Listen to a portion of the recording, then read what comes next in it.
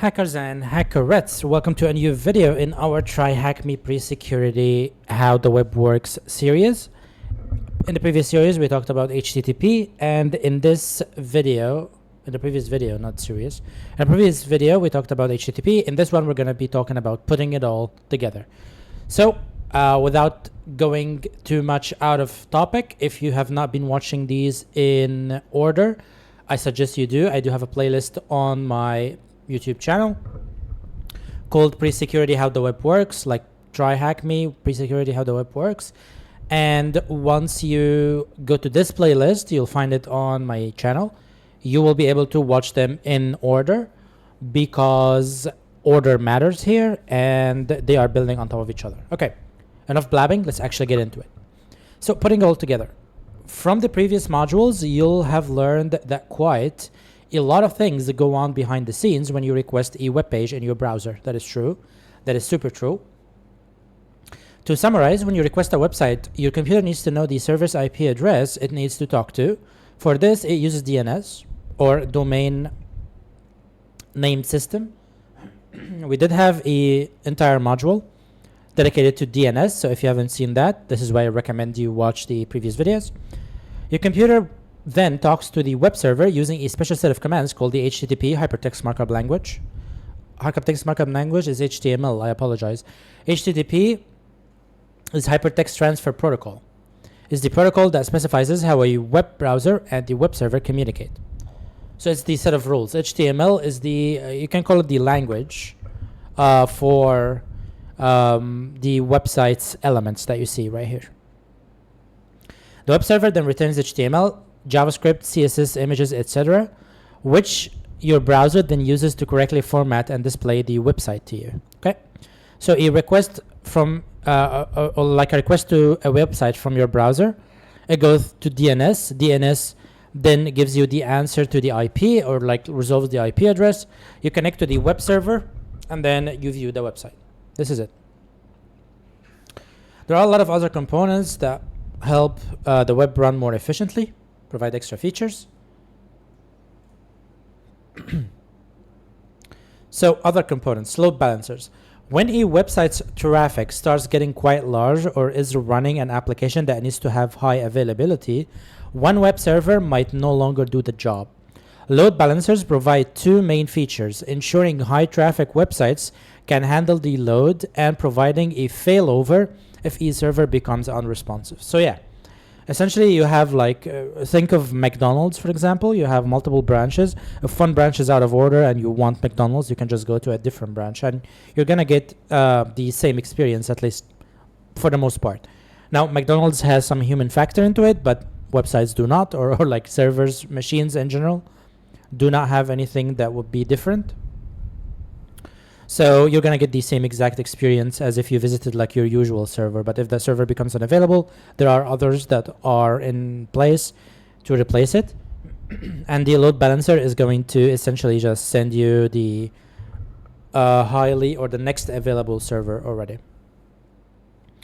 When you request a website with a load balancer, the load balancer will receive your request first and then forward it to one of the multiple servers behind it. The load balancer uses different algorithms to help decide which server is the best to deal with this request. A couple of examples is round robin. So first request to first server, second request, second server, third request to third server, and then go back. Fourth request will be to the first server because we already exhausted the list of servers. This is called the round robin. Or weighted, which checks how many requests a server is currently dealing with and sends it to the least busy server. Okay. Load balancers also perform periodic checks with each server to ensure they are running correctly. This is called a health check. If a server doesn't respond appropriately or doesn't respond at all, the load balancer will stop sending traffic until it responds appropriately again. This is like usually they call it a beacon, or they call it a ping, or they call it health check, like a lot of names here, but usually ping can be used in this regard. Okay. So let's talk about CDN, or content delivery networks. A CDN can be an excellent resource for cutting down traffic to a busy website. It allows you to host static files from your website, such as JavaScript, CSS images, videos, and host them across thousands of servers all over the world. When a user requests one of the hosted files, the CDN works out where the nearest server is physically located and sends the request there instead of potentially the other side of the world. So essentially, a CDN is kind of like, again, McDonald's branches. If you want to go to the McDonald's and you're not in the US, you don't have to travel to the US to get to McDonald's. You already have a branch probably wherever you are right now. So you can just go to that branch instead, and that's essentially what a CDN is. So it is like one service. For example, I think Cloudflare has a CDN right now. I think it's called CloudFront, if I remember correctly. So CloudFront is, it's Amazon. Sorry, it's Amazon CloudFront. Okay. So it is a distributed content delivery network, CDN, provided by AWS. AWS is Amazon. So the AWS CloudFront, or I still believe that Cloudflare has a CDN. Maybe it doesn't have a name, it's just Cloudflare CDN. But essentially, the idea is these big companies have servers all over the world. And then you could essentially just tell them, I want to serve these files whenever my website is being visited.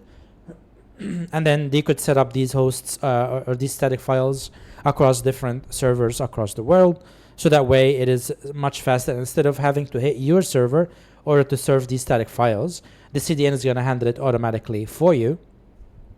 So your server actually gets less traffic requesting these static files, and they will also be faster. And CDN is usually also handles caching as well. So not every request is going to actually go to the server. It could be served from the cache. So a lot of cool stuff is happening with the CDN and all of that awesome stuff. So the next topic is databases. Often websites will need a way of storing information for the users. Web servers can communicate with databases to store and recall data from them. Databases can range from just a simple plain text file up to complex clusters of multiple servers, providing speed and resilience. You'll come across some common databases: MySQL, MS SQL, which is Microsoft, MongoDB, which is no database or no SQL database, Postgres, and more. Each has its specific features. Okay. WAF, or Web Application Firewall. A WAF sits between your web request and the web server. Its primary purpose is to protect the server or the web server from hacking or denial of service attacks. It analyzes the web request for common attack techniques, whether the request is from a real browser rather than a bot. It also checks if an excessive amount of web requests are being sent by utilizing something called rate limiting, which will only allow a certain amount of requests from an IP per second. If a request is deemed a potential attack, it will be dropped and never sent to the web server. Yeah. So you can see here how firewalls can be very useful. Now, most of these, well, minus the database, at least as far as I know, you can easily get a CDN and a WAF all set up by using Cloudflare. So if you're like a solo developer, or like you're just starting out and you need something that is free, because actually Cloudflare is free for a very, very generous free tier. They are awesome. I love Cloudflare. So just make sure to check them out if you ever need of like services like these, and for free. What can be used to host static files and speed up clients to visit a website? It's a CDN, or content delivery network. What does a load balancer perform to make sure a host is still alive? This is called a health check. What can be used to help against the hacking of a website? A WAF, or an application web application firewall. Right, let's get to the task 3, or the next module, which is how the web servers work. What is a web server? Is a software that listens for incoming connections and then utilizes the HTTP protocol to deliver web content to its clients. The most common web server software you'll come across is Apache, Nginx, IIS, and Node.js. So IIS is from Microsoft.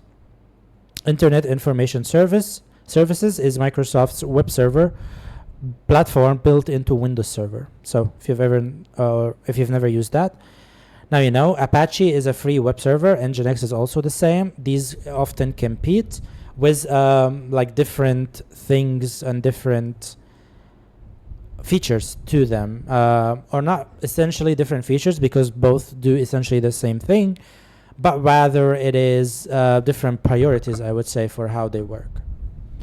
A lot more technical, so we're not gonna bother with it right now. And then Node.js. If you remember from the 1 or 2 videos ago, I said that JavaScript can now be used on the server, and thanks to Node. And this is what Node.js is. Essentially, is a server to serve up JavaScript servers.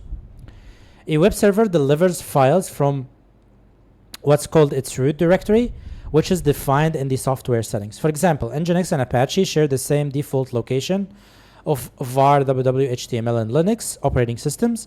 So this is why if you've ever set up like a server, a VPS, like a virtual private server, or a droplet on DigitalOcean or something like that, you would go to, once you SSH into the server, you would go to var www.html, assuming it has Apache or Nginx already set up by default. And IIS uses C, inetpub, www-root for the Windows operating system.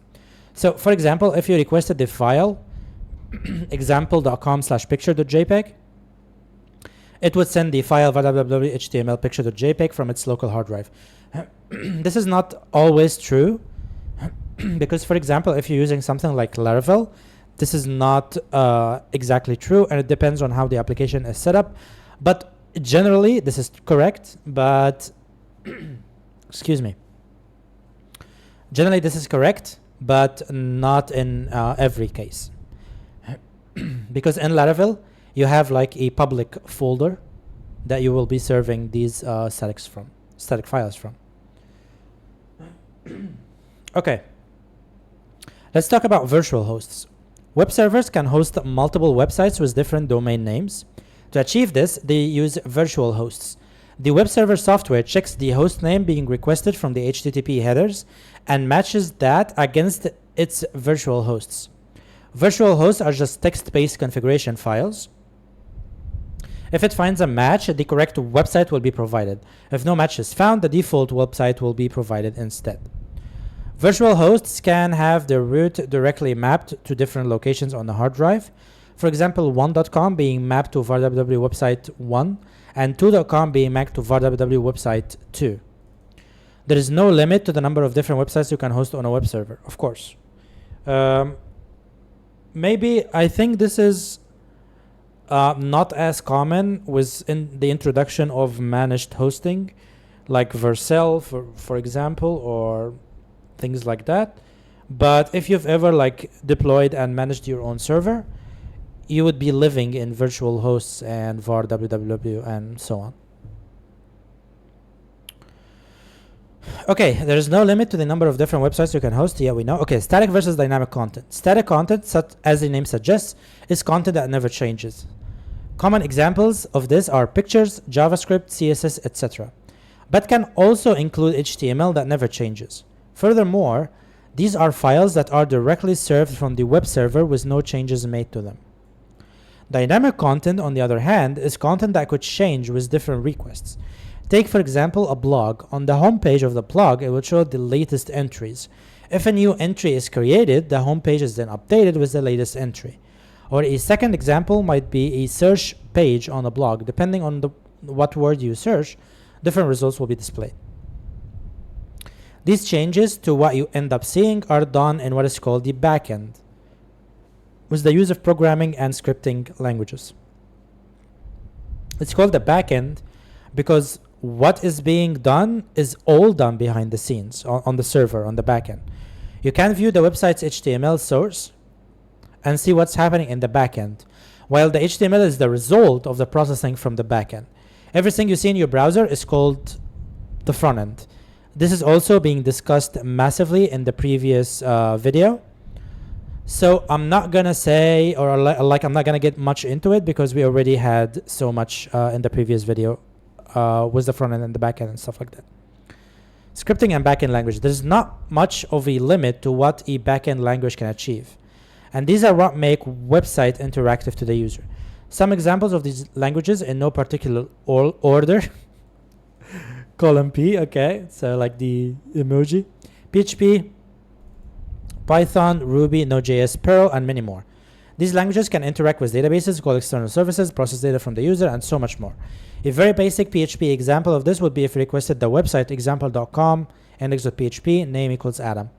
If index.php was built like this, the output would be hello Adam. You'll notice that the client doesn't see any PHP code because it's on the back end. We already explained this also in the previous video. All right, we're going to skip this and then go to the questions. What does web server software use to host the multiple websites? It's called the virtual host or hosts. Oh, it added the S automatically. That's cool.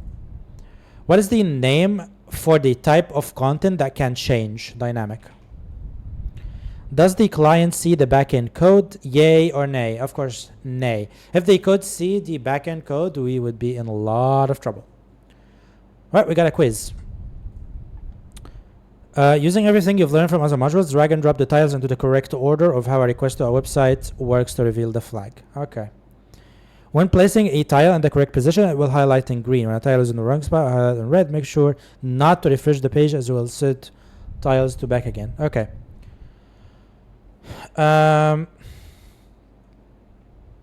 This is cool. I like this. This is actually putting everything that we have learned together.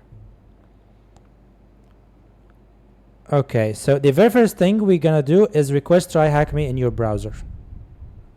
Okay. Then we are going to check the local cache. And then we are going to, okay, not the DNS.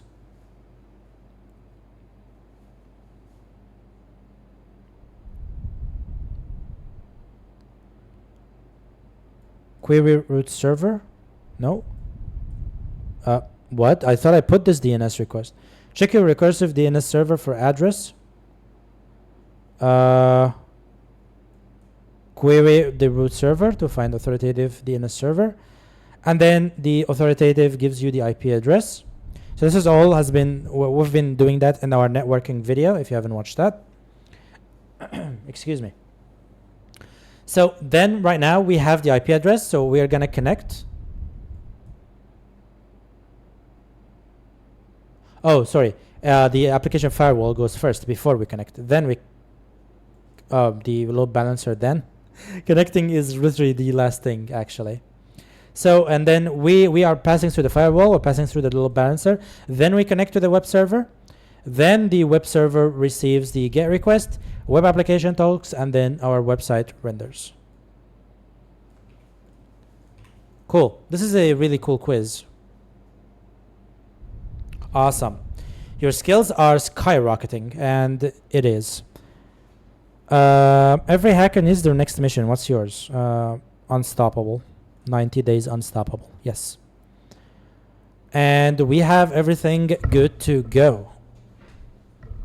Rooms are smarter now. For lab machine-based questions, interaction is required for points to be awarded. Lack of relevant activity in the question may affect points earned. I don't know what that means. But anyway. So we have finished right now a bunch of things. Let's open the mystery chest. Maybe I should save these for when I'm actually going to do stuff, you know. There's another one, but you earned a streak freeze. That's cool. So these are all the missions or all the net modules that we have finished. And we have done all of that on YouTube. So if you appreciate these things, thank you so much. I would like to ask you to like, subscribe, give me comments, you know. Comment what you like, what you don't like about these videos. Any kind of constructive criticism is always, always welcome. All I want these videos to be is essentially a knowledge base for anybody who is getting into the role of cybersecurity or into computers, into IT, into whatever. I am planning on making a comprehensive like YouTube channel to make it essentially just a good knowledge base. Why I'm doing this? I have 25 subscribers, so I do not care about money. I'm not making any money from these videos, and I will not be making money in the near future. So all I'm trying to do is essentially give back to the community that I learned from. I learned my 7 years or 8 years of experience in web development and computers in general all came from YouTube and unpaid sources. Kind of like Stack Overflow. Essentially, it all came from the community. All I'm trying to do here is give back to the community that I myself took from and learned from. So, if you appreciate that kind of thing, if you have any kind of constructive criticism or things that you don't like, anything that you would want me to improve, then please let me know in the comments.